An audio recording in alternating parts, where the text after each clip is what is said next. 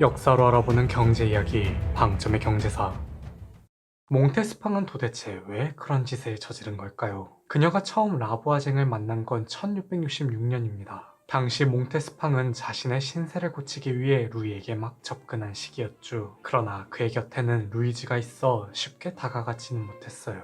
때문에 그녀는 먼저 왕비와 루이즈의 친구가 되어 기회를 엿봅니다. 그렇게 인고의 시간 끝에 드디어 루이와 식사를 할 수 있게 되었죠. 몽테스팡은 이것이 자신에게 주어진 처음이자 마지막 기회라고 생각했어요. 그래서 그를 만나기 전 라부아쟁을 찾아가 검은 미사를 받게 된 겁니다. 생판 모르는 아이를 제물로 바치고 그 아이의 피를 마시며 의식 후 강력한 최음제까지 받아갈 정도로 간절했죠. 최음제는 두꺼비 뼈와 두더지 이빨, 딱정벌레, 쇳가루, 인간의 피와 미라 등을 섞어 만들었다고 해요. 그녀는 그 최음제를 루이의 음식에 섞었습니다. 그리고 몽테스팡은 바라던 대로 그의 마음을 사로잡았죠. 당연히 검은 미사와 최음제가 그렇게 만든 건 아니에요. 그럼에도 그녀는 이것들 덕분에 글이 되었다고 맹신했습니다. 하늘이 되었든 땅이 되었든 누군지 모를 이가 자신의 간절함을 이뤄주었으니까요. 이 일이 있고 난 뒤로 몽테스팡은 한동안 라부아쟁을 찾지 않았죠. 루이 사이에서 4명의 아이를 낳으며 행복한 나날을 보냈습니다. 하지만 자신이 루이로부터 그를 독차지했듯 그녀 또한 또 다른 도전자를 마주해야 했어요. 1673년 몽테스팡은 점점 그의 관심이 식어가는 걸 느꼈죠. 이제 잦은 출산과 30대가 된 그녀는 더 이상 젊고 생기 있는 여인들의 상대가 되지 못했습니다. 루이 입장에서도 굳이 몽테스팡과 계속 관계를 가질 필요가 없었고요. 그녀는 불안했죠. 또다시 검은 미사를 진행하고 몰래 그에게 최음제를 먹입니다. 그렇게 몽테스팡의 발악이 시작되었어요.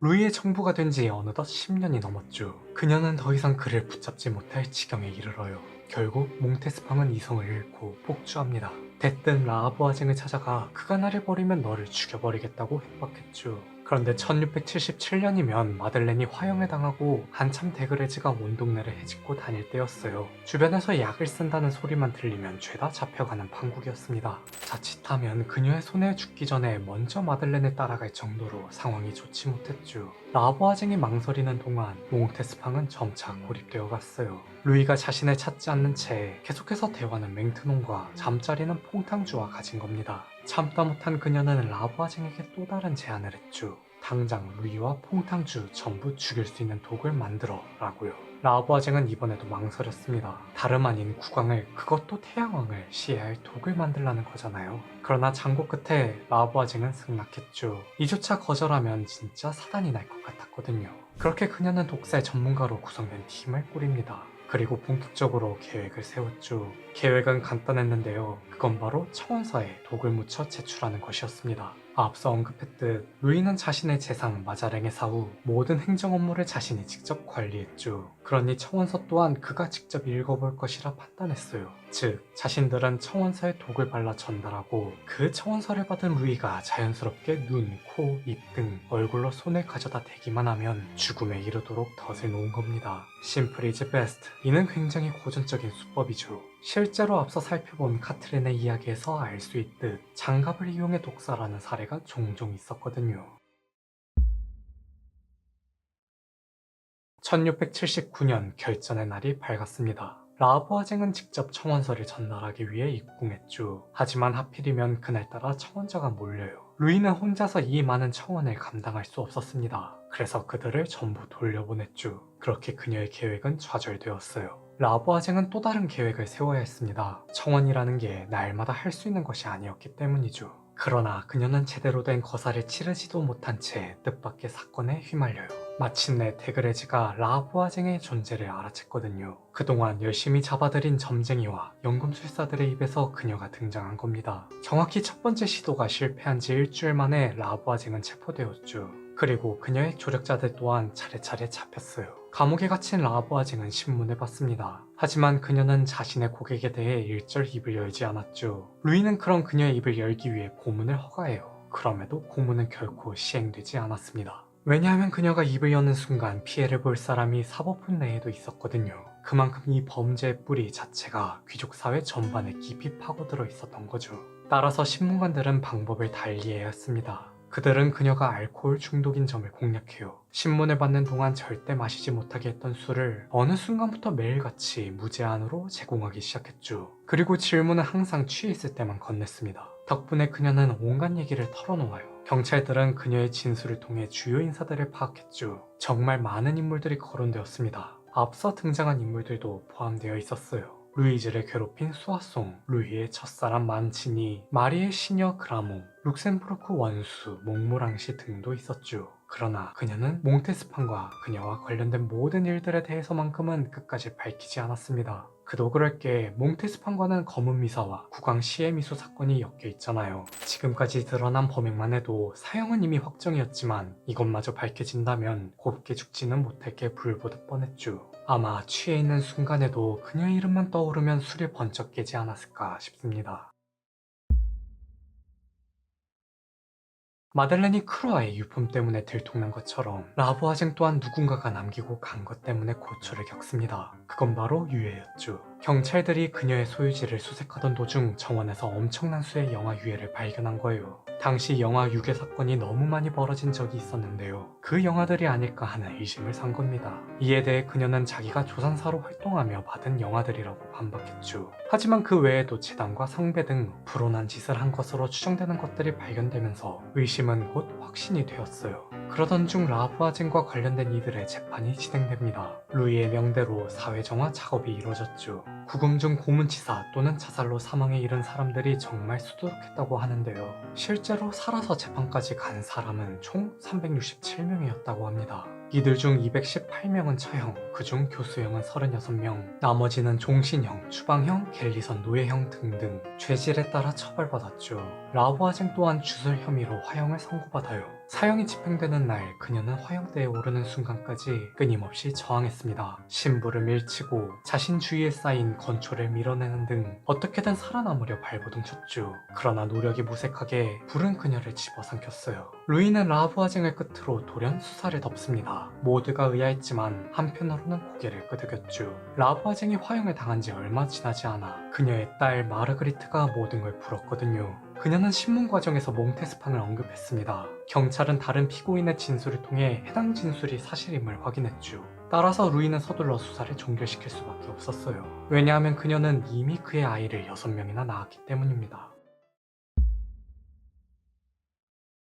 한 국가의 왕으로서, 한 가정의 아버지로서 그녀의 악행이 널리 퍼지는 순간 아이들에게 미칠 영향을 고려하지 않을 수 없었죠. 대신 루이즈 때와 마찬가지로 조금이나마 남아있던 애정을 완전히 버려요. 몽테스팡은 그야말로 끈떨어진 뒤움박 신세가 됩니다. 루이를 포함한 모두가 그녀를 무시했죠. 그러다 갑자기 퐁탕주가 사망하고 말아요. 당시 그녀의 나이는 고작 19살에 불과했습니다. 루이는 퐁탕주의 백치미에 진즉 질린 상태라 별 관심이 없었죠. 하지만 사람들은 몽테스팡이 또 정신 못 차리고 일을 벌렸다고 생각했어요. 그녀는 정말 억울했습니다. 그럼에도 그녀의 이야기를 들어주는 이가 단 한 명도 없었죠. 실제로 부검을 진행한 의사들은 퐁탕주가 자연사한 것으로 결론 냈어요. 그러나 경찰이 퐁탕주의 하인을 무리하게 고문하는 과정에서 몽테스팡이 독살했다는 허위 자백을 받아내 분란을 일으킵니다. 1691년 그녀는 결국 모든 것을 내려놓고 궁정을 떠났죠. 루이는 이에 반색하며 그녀에게 연금과 자기 등 이별 선물을 챙겨줘요. 그녀는 그 돈으로 노후를 계획하고 자선을 베풀었으며 예술가들을 후원했습니다. 그리고 마지막으로 루이즈를 찾아가 젊은 시절 자신이 저지른 악행들에 대해 진심으로 사죄했죠. 착한 루이즈는 또 그런 그녀를 용서해 주었고요. 그렇게 루이의 연인들 중 가장 악녀스러웠던 그녀는 67세의 나이로 조용히 잊혀지고 맙니다.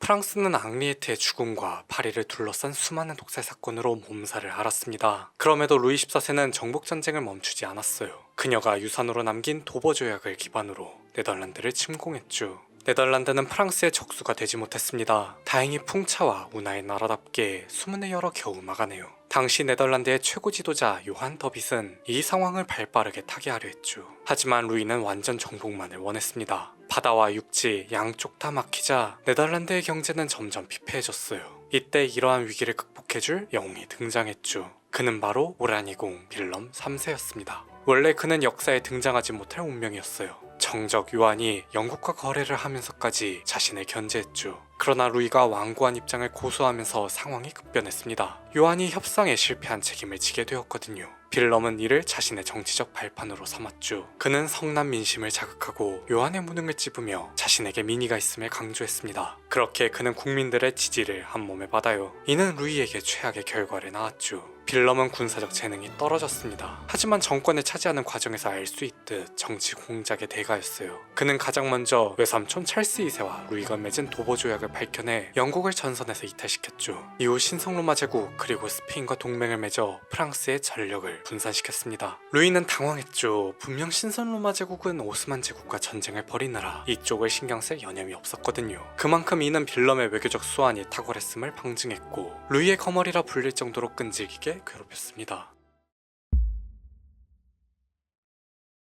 빌럼의 등장으로 루이의 체면은 크게 구겨졌죠. 그러나 그의 순환 시대는 여기서 그치지 않았습니다. 또 다른 거머리가 등장했거든요. 그건 바로 외젠이었죠. 1683년 어느 날 루이는 지지부진한 전쟁과 베르사유로의 수도 이전 그리고 귀족들을 상대하느라 골머리를 앓고 있었습니다. 그런 와중에 외젠이 아련을 요청해요. 이제 갓 20살을 앞둔 사내는 대뜸 국왕직속 부대의 하급 지휘관 자리를 청했죠. 루이는 어이가 없었습니다. 왜냐하면 그는 선천적으로 왜소하고 허약했거든요. 외견만 봐서는 절대 군인에 적합해 보이지 않았죠. 그래서 그의 가족들도 일찌감치 그가 성직자가 되길 바랐습니다. 하지만 그는 종교의 뜻이 없었어요. 오히려 성무일도서보다 알렉산더 대왕 전기를 읽을 때 살아있음을 느꼈죠. 전략과 전술 그리고 군인들이 행진하는 모습을 볼 때면 심장이 뛰었습니다. 그럼에도 루이는 그를 받아주지 않았어요. 분명 일반적인 상황이라면 받아주었을 겁니다. 일반적인 상황이라면요. 그에게는 두 가지 문제가 있었죠. 첫 번째, 그는 수하송의 아들이었습니다. 그녀는 이미 여러 차례 언급했듯이 전부터 온갖 사건을 일으켜 국외로 추방된 상태였어요. 추방된 뒤에도 온 유럽을 떠돌며 사고를 치고 다니니 여간 골칫거리가 아니었죠. 두 번째는 형편없는 외모입니다. 그는 정말 못생겼다고 하는데요. 오를레안 공작 부인의 회고록에 의하면 그는 눈이 매우 못생긴 건 아니지만 코가 모든 것을 망쳐버렸다. 그리고 입을 열면 그의 커다란 두 개의 이빨이 너무 시선에 강타한다고 할 정도였죠. 물론 외모만 가지고 사람을 판단하는 건 바람직하지 않습니다. 그럼에도 왠지 루이라면 충분히 외모로 사람을 차별했을 것 같네요.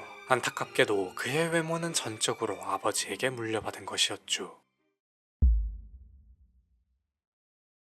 부모 잘못 만나 거절당한 외젠. 그는 현실을 받아들일 수 없었습니다. 그래서 루이를 향한 복수의 칼날을 갈았죠. 루이와 궁정 사람들은 그런 그를 비웃었어요. 꼬마 수도원정이라 부르며 조롱하기까지 했습니다. 그럼에도 그는 끝까지 포기하지 않았죠. 오히려 이러한 치욕은 원동력이 되었어요. 그는 최고 수준의 군사교육을 받으며 빠르게 성장했습니다. 그러기를 반년 그는 드디어 결심을 내렸죠. 프랑스를 떠나 신성로마 제국으로 가기로요. 프랑스의 최대 라이벌 제국이라면 그를 받아줄 것이라 생각한 겁니다. 그렇게 그는 프랑스를 떠나기 전 내가 이곳에 다시 돌아왔을 때는 내 손에 무기가 들려있을 것이다 라는 말을 남겼죠. 그는 곧장 제국으로 가 황제를 아련해요. 그리고 루이에게 했던 것처럼 똑같이 황제에게 청했습니다. 결과는 어땠을까요? 레오폴트 1세는 그를 반갑게 맞이했죠. 정확히 정반대의 결과가 나왔습니다. 어떻게 이게 가능했을까요? 이는 당시 레오폴트가 겪고 있는 상황을 살펴봐야 하죠. 당시 신성로마 제국은 오스만 제국에 밀려 수도 빈까지 빼앗길 위기에 처했습니다. 레오폴트도 사태의 심각성을 깨닫고 일찌감치 파사우로 몽진했고요. 이때 외젠이 나타났으니 그로서는 매우 반가웠을 테죠. 게다가 외젠은 사보이아 가문 출신으로 제국 내 친인척도 많았습니다. 외모 역시 흠이 되지 않았어요. 왜냐하면 레오폴트도 외모로는 외젠에게 꿀리지 않았거든요. 외젠은 이제 오이긴이라 불리며 말단 장교로 군 생활을 시작했죠. 입대 초기 제국에서 그의 첫인상은 그리 좋지 못했습니다. 싸가지가 없다는 게 주된 평가였어요. 이에 대해서는 루이도 한마디 했죠. 오이겐이 아련을 마치고 돌아간 뒤 그는 주변 신하들에게 이렇게 말했다고 합니다. 예절은 제법 정중한데 지금까지 쟤처럼 나를 당돌하게 쳐다보는 사람은 아무도 없었어.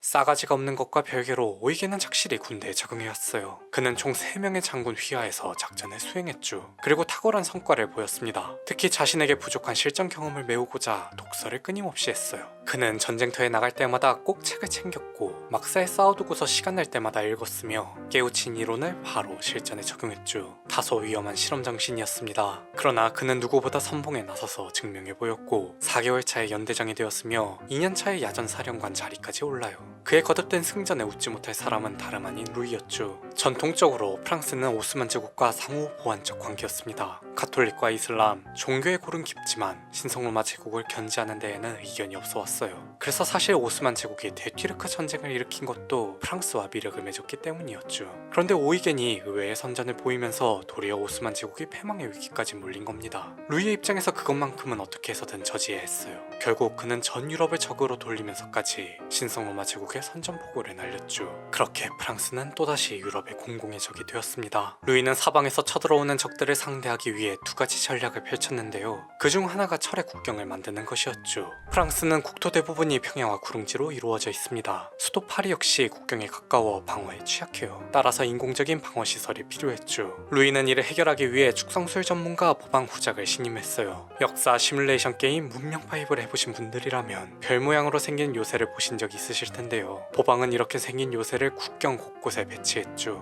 보방이 성형 요새를 개발한 건 아니지만 요새가 들어선 라인에 따라 훗날 마지노선이 들어서게 됩니다.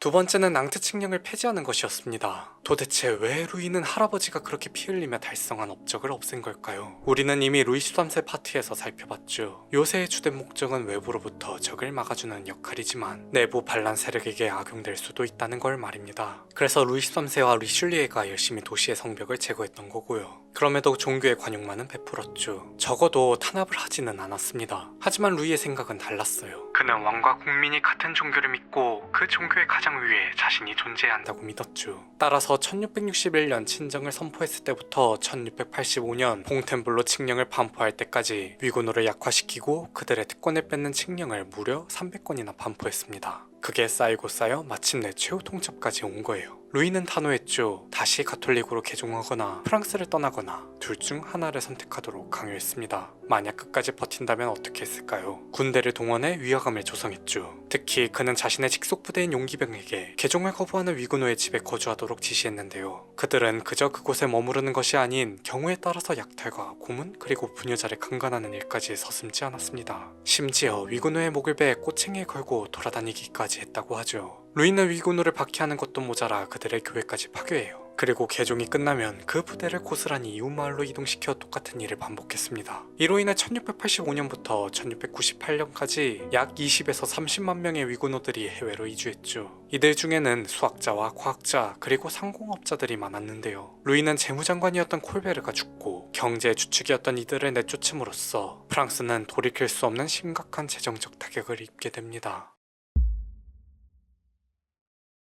물론 루이가 계속해서 똥볼만 찬 건 아닙니다. 그의 정복전쟁은 단순히 구대륙에만 국한되지 않았거든요. 스페인과 포르투갈을 넘어 네덜란드가 주도하는 대항해 시대에 그도 뛰어들었죠. 1674년 프랑스 탐험가 로베르 드 라살은 루이에게 북아메리카의 탐험을 허락받았습니다. 1682년 그는 현재 미국 일리노이에서 미시시피 강을 따라 멕시코만까지 해당하는 지역에 프랑스 깃발을 꽂아요. 그리고 이 넓은 지역을 루이 14세의 땅이라는 뜻으로 루이지앵이라 명명했죠. 덕분에 캐나다 동부부터 미국 중부 전역에 이르는 지역 전체가 누벨 프랑스로 통합되었습니다. 후에 들려드릴 이야기지만 이곳은 7년 전쟁의 여파로 영국과 스페인에 넘어가고 1800년 나폴레옹이 되찾았으며 1803년 미국에게 완전 매각되어 당시 이 넓은 지역이 단돈 1500만 달러에 거래되었죠. 이는 대략 1000평당 4센트 정도입니다. 이후 루이지앵은 미국식 지명으로 루이지애나로 불렸어요. 루이지애나의 가장 큰 특징은 문화의 다양성이죠. 긴 기간 프랑스와 스페인의 지배를 받아서 그런지 그들 문화가 적절하게 융합되었습니다. 대표적으로 미국 재즈 음악의 탄생지 뉴올리언스가 있어요. 하지만 누벨 프랑스는 어디까지나 선대의 업적이자 그의 이름만 빌린 성과였을 뿐이죠. 그는 가장 강대한 군사력과 풍부한 자원을 가지고도 자신이 직접 일으킨 전쟁들에서 고전을 면치 못했습니다.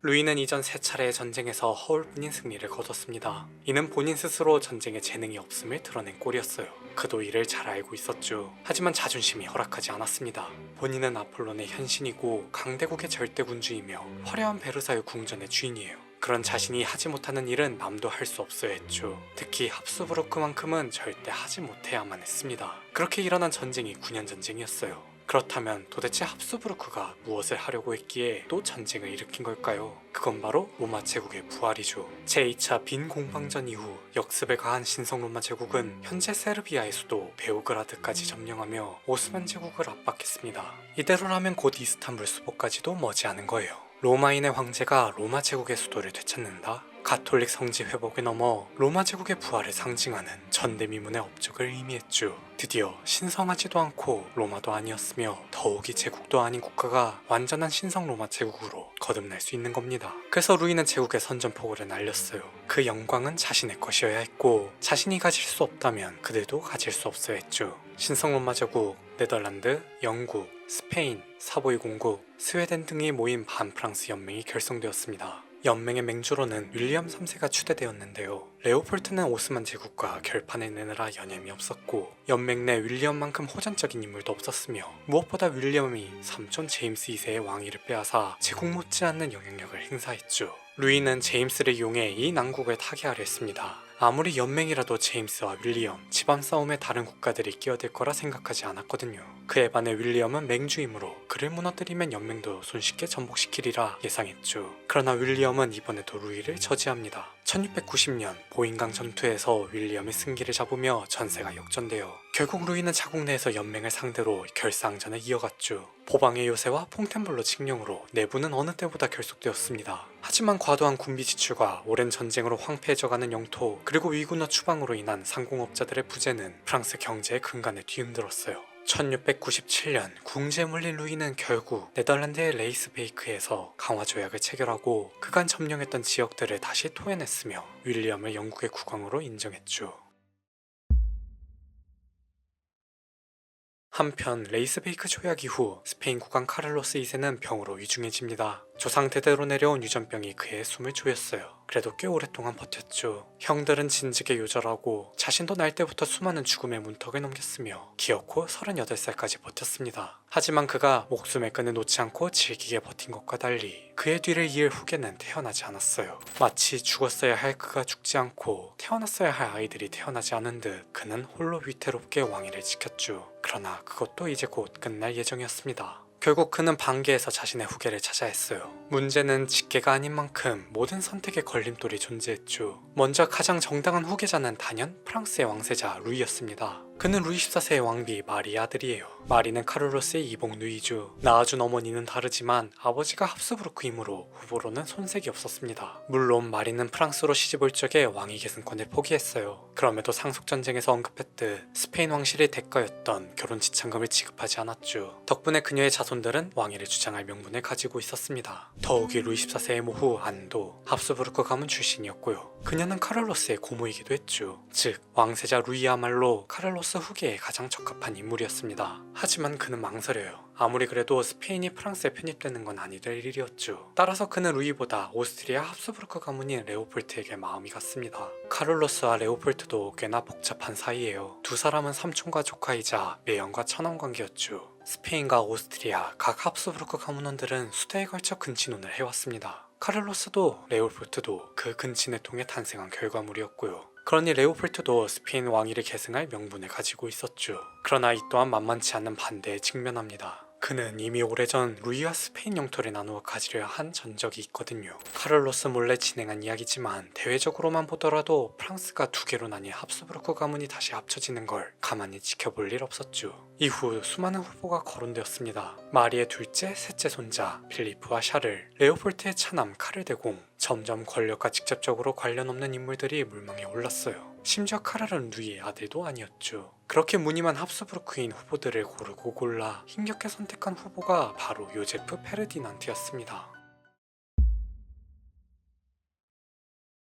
페르디난트는 카를로스의 친누이 테레사의 손자예요. 그간 언급되지 않은 건 테레사가 낳은 게 아들이 아닌 딸이었기 때문입니다. 사실상 그도 다른 후보들과 마찬가지로 정당성이 부족했죠. 그럼에도 그는 카를로스의 후계자가 되었어요. 그보다 더 나은 대안이 없었습니다. 그런데 얼마 지나지 않아 루이가 카를로스를 제외한 유럽 국가들을 불러 모았죠. 가만히 생각해보니 이대로 스페인을 포기하기에는 너무 아까웠던 거예요. 그래서 자기들끼리 어떻게 땅을 나눠 가질지 작당 모의를 했습니다. 페르디난트 입장에서 굉장히 억울했을 것 같죠. 원래라면 다 자기 것이 되는 거니까요. 하지만 그는 이 일을 제기하기에 너무 어렵고 가진 힘도 없었습니다. 마침내 1698년 헤이그 조약이 체결되었죠. 이 소식을 전해 들은 카를로스는 노발대발해요. 그럴만합니다. 이건 마치 임종을 앞둔 부모 앞에서 자녀들이 상속 다툼을 벌이는 모습과 같았죠. 화가 난 카를로스는 페르디난트를 아예 스페인 왕위를 넘어 스페인 제국의 계승자로 인정해버려요.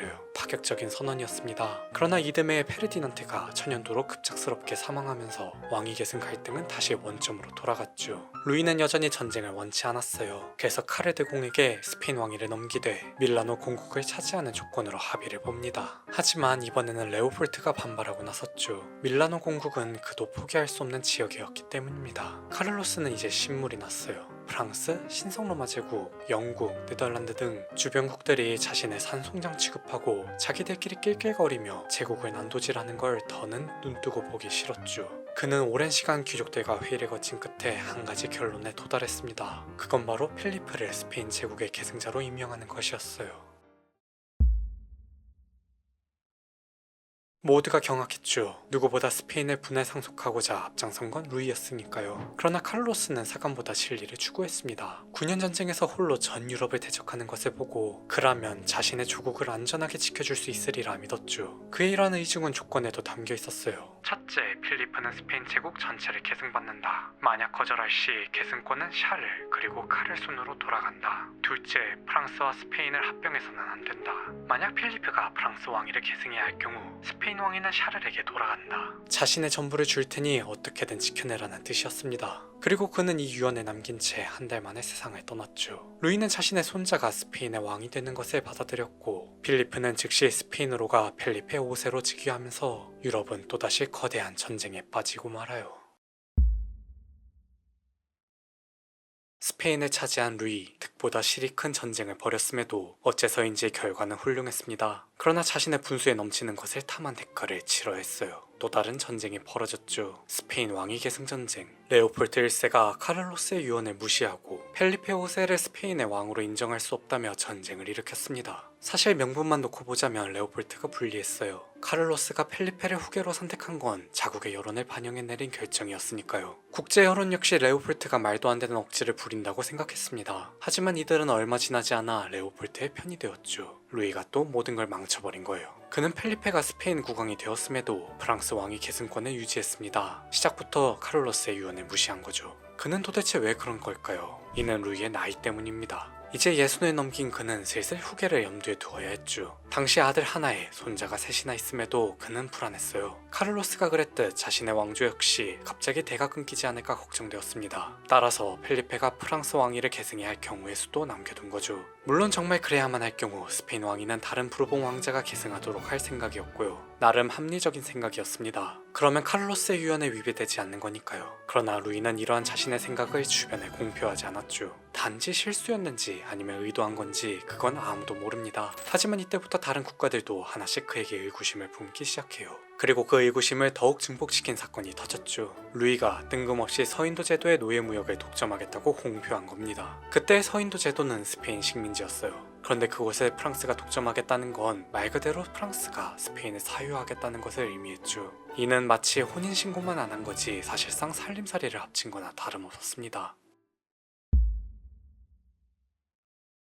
스페인은 프랑스에 이중된 노릇을 톡톡히 합니다. 루이는 프랑스의 패권을 위해 스페인을 아낌없이 이용했죠. 가장 먼저 눈엣 가시였던 윌리엄 3세를 노골적으로 견제했어요. 특히 스페인과의 교역에서 영국과 네덜란드를 배제하는 식으로 말이에요. 이로 인해 양국은 심각한 경제적 타격을 받습니다. 화가 난 윌리엄은 곧바로 위해를 소집하고 지지를 구하는 한편 네덜란드 그리고 레오폴트와 함께 덴하그 조약을 체결했죠. 조약의 내용은 간단해요. 평화. 이제 그만 욕심부리고 만족하라는 것이었습니다. 그러나 이변은 없었죠. 여기서 멈출 루이가 아니었어요. 윌리엄이 레오폴트 편에 붙었다는 소식에 그는 지난 레이스베이크 조약에서 한 맹세를 깹니다. 1701년 제임스 2세가 사망하면서 그의 아들 에드워드를 영국의 새로운 국왕으로 인정했죠. 기왕 이렇게 된 거 영국 너네도 왕위를 걸고 승부를 내자는 거였어요. 그런데 이듬해인 1702년 전쟁이 발발한 지 얼마 지나지 않아 윌리엄이 낙마 사고로 인해 어처구니 없이 사망합니다. 그리고 제임스의 차녀 앤이 왕위를 계승했죠. 루이 입장에서 꽤 난처한 상황이 되었어요. 그녀가 이 타이밍에 등장한 것도 뜻밖인데 영국군 총사령관으로 밀버러 백작 존 처칠을 중용한 겁니다. 처칠은 영국에서 배출한 몇 안 되는 뛰어난 장군이죠. 무려 훗날 제2차 세계대전에서 연합군의 승리로 이끈 윈스터 처칠의 조상이에요. 그럼에도 윌리엄은 그의 기회주의적인 성격을 문제 삼아 신임하지 않았습니다. 하지만 애는 즉위와 동시에 곧바로 그를 중용했죠. 이는 그의 아내와 오랜 친분을 이용한 결과이기도 했어요. 이 관계가 계속해서 지속되는 한 절대 배신하지 않으리라 계산한 겁니다. 또다시 프랑스의 패권에 저지하기 위해 모인 반프랑스 연맹. 그러나 이전 9년 전쟁 때와 달리 전쟁의 양상은 사뭇 달랐습니다. 가장 먼저 대의명분에 앞선 프랑스가 스페인뿐 아니라 헝가리와 바이에른 그리고 쾰른 등을 자기 편으로 포섭했죠. 전선이 그만큼 펼쳐진 거예요. 연맹 측도 한 가지 변화가 있었습니다. 그건 바로 오이겐의 참전이었죠. 1699년 신성로마 제국과 오스만 제국 사이에서 벌어진 대튀르크 전쟁이 막을 내리며 드디어 그가 루이 앞에 모습을 드러낸 거예요. 오이겐은 그간 품속에 고이 간직해온 복수심을 마음껏 표출했습니다.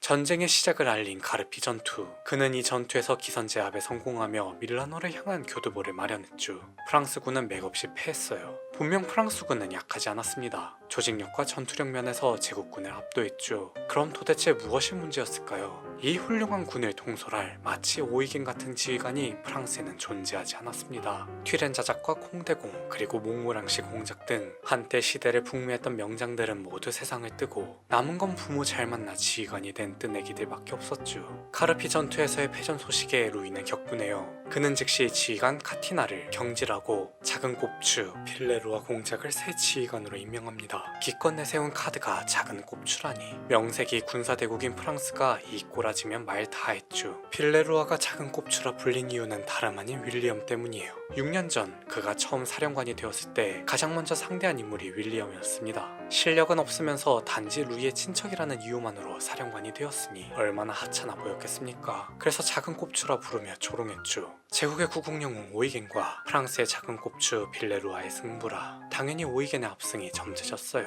실제로 빌레루아는 오이겐에게 노란합니다. 노련한 지휘관답게 첩보를 통해 상대를 파악하고 상대보다 유리한 고지를 선점하며 더 적은 병력을 갖고도 압승을 거뒀죠. 자신이 벌인 패가 알고 보니 조커였다는 사실에 루이가 참 속이 쓰렸을 것 같네요. 다행히 상황이 꼭 불리하지만은 않았습니다. 제국이 재정적 압박을 느끼기 시작했거든요. 물론 프랑스도 여유가 있던 건 아니었죠. 둘 다 지난 전쟁의 여파로 힘든 건 마찬가지였습니다. 하지만 단 한 가지 차이점이 있다면 그건 바로 두 국가의 입장이었어요. 제국은 공격, 프랑스는 수비. 오이겐이 활약을 하면 할수록 이 입장은 변치 않았죠. 가뜩이나 지원도 미진한데 보급론마저 길어지니 신경 써야 할 게 이만저만 아니었습니다. 루이도 이러한 사정을 잘 알고 있었어요. 그래서 빌레루아에게 그저 방어만을 명했죠. 오이겐은 어떻게든 단시일 내에 승부를 봐야 했습니다.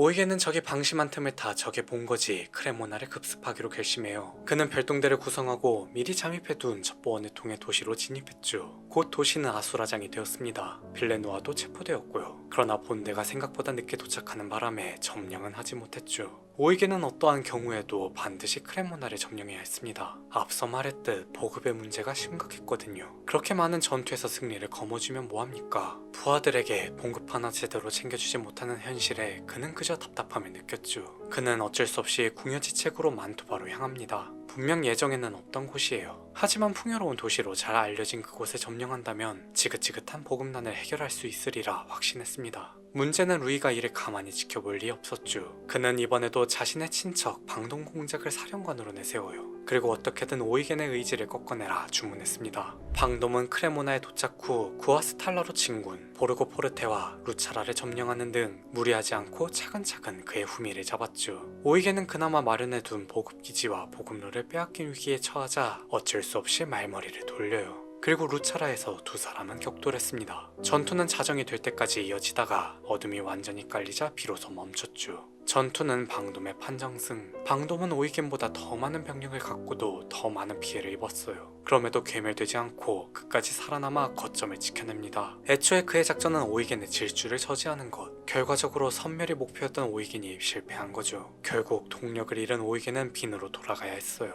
아이러니하게도 승전 장수였던 그는 이듬해에 벌어진 피에몬테 전투에서 딱 한 번 패전했다는 이유로, 그것도 보급난으로 인한 사기 저하로 벌어진 일이었음에도 질책을 받았습니다. 이미 온 유럽이 숫대밭이 되었습니다. 스페인도 내전에 휩싸였고 이탈리아, 네덜란드 곳곳에서 전투가 벌어졌죠. 지금까지의 전황을 지켜보던 루이는 결심해요. 절대 장기전만은 안 된다. 가까스로 돌려보낸 오이겐을 다시 보지 않기 위해서라도 얼른 전쟁을 종결하고 싶었던 겁니다. 그래서 1702년 제국을 관통해 레오폴트가 있는 빈으로 진격할 계획을 세웠죠. 그는 자신이 있었어요. 왜냐하면 빈으로 향하는 길목에 있는 바이에른이 프랑스 편이었거든요. 게다가 선제후 막시밀리안 2세도 작전에 함께하기로 했습니다. 이는 제국에게 청천벽력 같은 소식이었죠. 설상가상 헝가리에서도 반란이 일어나요. 만약 작전이 그대로 이루어진다면 제국은 전례 없는 위기에 직면할 게 뻔했습니다. 레오폴트는 즉시 오이겐을 불러들였죠. 질책할 때는 언제고 아쉬운이 다시 찾은 거예요. 레오폴트는 그간 서운했던 일들은 잊고 다시 한번 잘해보자며 그를 구슬렸습니다. 그도 어차피 황제와 계속 척을 져봐야 본인만 손해니 심기일전하는 마음으로 스스로를 다독였죠. 대신 얼마 전과 같은 일이 반복되어서는 안 되므로 제국전쟁 평의의 수장직에 올라요. 그리고 수장이 됨과 동시에 군을 개혁합니다. 루이가 그랬듯 군제 개혁을 통해 제국군의 인류로 만들고자 했죠. 그의 철학은 간단했어요. 기본만 하자, 군기를 다잡고 보급을 잘 챙겨주었으며 공운에 따라 포상을 내리는 등 어찌 보면 당연한 것들을 이행했습니다. 이는 그만큼 제국군이 막장이었다는 점과 과감한 개혁을 단행할 충분한 여유가 없었음을 의미했죠. 실제로 그는 프랑스군을 막기 위해 출전에 서둘러요. 사실 그는 자신이 없었습니다. 그가 아무리 뛰어난들 홀로 사방의 적을 막아내기는 역부족이었죠. 따라서 그는 자신의 운명을 건 도박을 해요.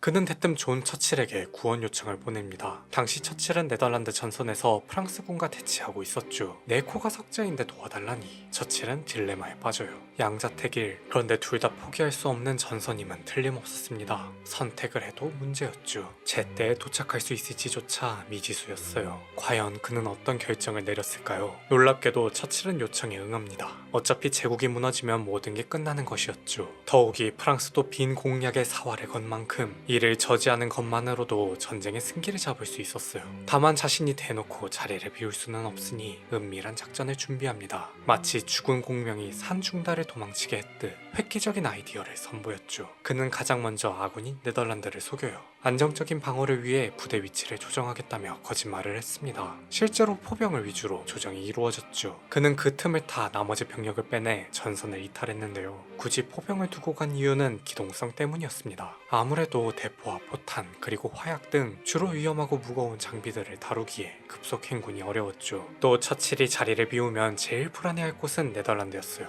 네덜란드가 호들갑을 떨면 프랑스군이 눈치를 챌 수 있어 허수아비로 포병을 남겨둔 겁니다. 대신 아예 말을 하지 않을 수는 없으니 자신과 친분있는 극소수 정치인에게만 이 사실을 알렸죠. 결국 이 작전의 핵심은 아군과 적군 모두를 얼마나 잘 속이는지에 달렸어요. 적어도 포병이 처칠과 오이겐이 만날 때까지 버틸 수 있느냐가 최대의 관건이었습니다. 그는 확신이 있었죠. 그도 그럴 게 프랑스군에게는 어마어마한 문제가 있었거든요. 이 문제 또한 루이 때문에 생겨난 것이었습니다.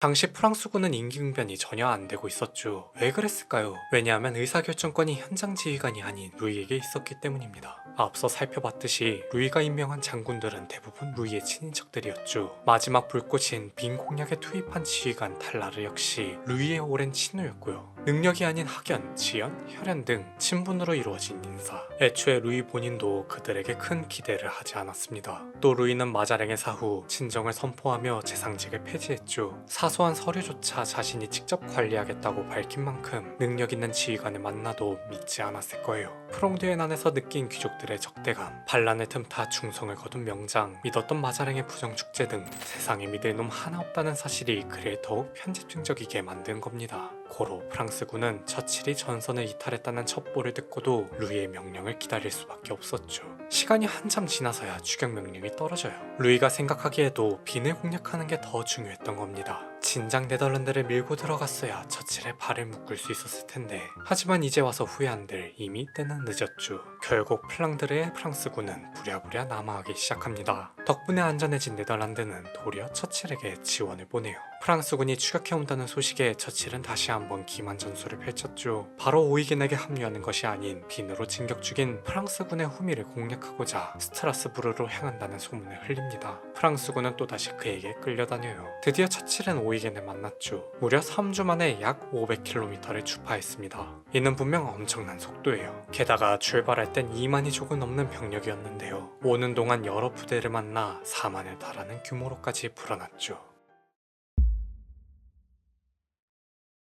물론 두 사람의 만남과 별개로 상황은 그리 좋지 못했습니다. 아무래도 처음부터 합을 맞춘 탈라르 막시밀리안 듀오와 달리 처칠과 오이겐은 이제 막 합류해 조직력이 떨어졌거든요. 둘도 이를 잘 알고 있었죠. 그러나 두 사람 다 각국에서 명장이라 불리는 만큼 서로의 장단점을 잘 알고 있었습니다. 그래서 각자의 장점을 극대화시킬 수 있는 방향으로 전략을 세워요. 일단 처칠은 우직한 스타일이었죠. 상황 판단이 빠르고 통솔력이 뛰어나 전투가 길든 짧든 한결같은 전투력을 자랑했습니다. 반면 오이겐은 기습을 잘했어요. 훌륭한 관찰력으로 상대의 허점을 쉽게 포착하고 항상 본인이 직접 나서서 돌격하기 때문에 부하들 역시 그를 믿고 따랐죠. 최종적으로 양측의 군대는 블렌트하임에서 마주쳤습니다. 빈으로 진격하는 프랑스군을 제국군이 막아선 건데요. 하지만 프랑스군이 먼저 주변 도시들을 점령한 탓에 오히려 제국군이 공격을 해야 하는 그림이 그려졌죠. 6만 5천 대 5만, 심지어 적은 쪽이 공격을 해야 하는 상황. 불리해도 너무 불리했습니다. 따라서 탈라르는 그들이 후퇴할 것이라 예상했어요. 상식적으로 아군의 피해가 더 클 전투를 벌일 거라 생각하지 않았죠. 그럼에도 제국군은 선제 공격을 감행합니다.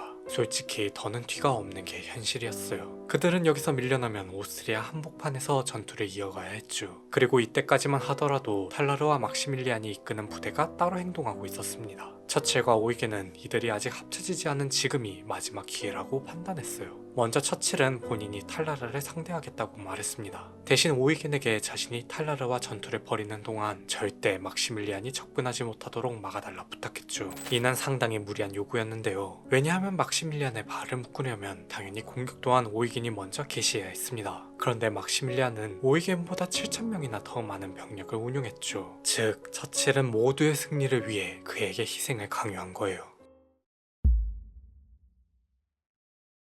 오이겐은 기꺼이 그의 제안에 수락합니다. 본인도 그의 제안이 유일한 대안이라는 걸 납득했기 때문이죠. 전투는 무려 6km나 되는 긴 전장에서 펼쳐져요. 제국군은 아직 날이 밝지 않는 새벽에 움직였습니다. 그때는 안개가 자욱해 자신들의 움직임을 숨길 수 있었죠. 마침내 양측의 선발대가 교전을 벌였고 예상대로 짙은 안개는 비아 식별을 어렵게 했어요. 탈라르는 선발대가 교전하는 소리에 미소를 지었습니다. 적들이 뇌르틀링겐으로 퇴각을 하다가 우연히 전투가 벌어졌다고 생각했죠. 그래서 기병대로 하여금 추격을 지시해요. 그러나 점점 날이 밝으며 그는 자신이 오판했음을 깨닫습니다. 적들이 도망을 가긴커녕 바로 앞에 강 건너까지 밀고 온 거죠. 탈라르는 급하게 전열을 가다듬고 추격을 보낸 기병대를 불러들였는데요. 그동안 처칠은 신속하게 강을 건넜습니다. 한편 오이겐은 약속대로 막시밀리안과 부딪혔죠. 전 병력 총공세, 양측 너나 할 거 없이 모두가 목숨 걸고 싸워요. 전투 초반 프랑스군은 예상외로 선전해 보였습니다. 하지만 제국군이 돌격과 후퇴를 반복하며 끊임없이 두들기니 점점 밀려나기 시작했죠. 탈라르는 급한 대로 막시밀리안에게 지원을 요청해요. 문제는 이쪽도 곤란한 건 마찬가지였습니다. 오이겐이 집요하게 물고 늘어져 옴짝달싹 할 수 없었죠. 반대로 처칠도 오이겐에게 지원을 요청해요. 오이겐 역시 여유로운 상황은 아니었습니다. 그럼에도 그는 무리를 해서라도 응했죠. 왜냐하면 이 전투에서 승리하려면 탈라르를 확실히 꺾어야 했으니까요.